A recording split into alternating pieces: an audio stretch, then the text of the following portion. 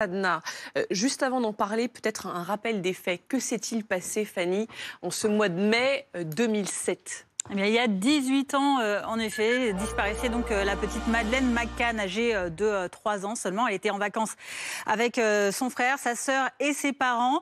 Ils sont du côté de Praia da Luz, dans la station balnéaire du sud du Portugal, dans la région de l'Algarve.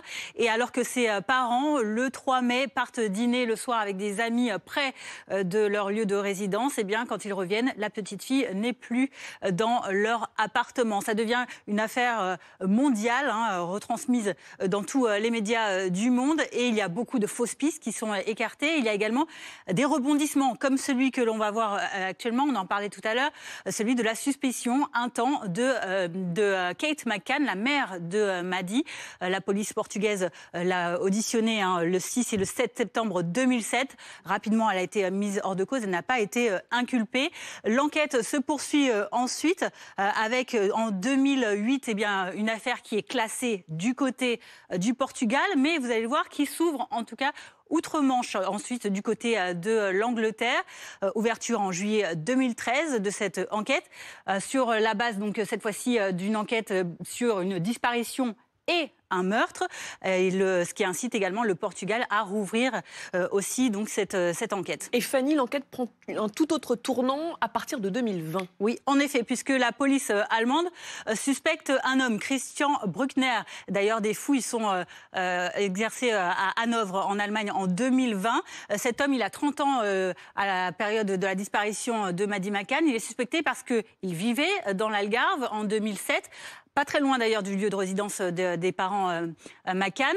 Également, il était récidiviste dans des affaires d'agression sexuelle et d'accusations de viol, notamment pédocriminels, et que surtout son téléphone avait borné à proximité du lieu de résidence de la famille McCann à l'époque des faits. Et d'ailleurs, ça continue ensuite, puisque l'enquête donc se poursuit, on va le voir, avec donc Christian Bruckner qui est mis en examen donc en Allemagne en 2022, mis en examen donc toujours dans le cadre de cette affaire, mais il est ensuite acquitté. Il n'est d'ailleurs pas inculpé.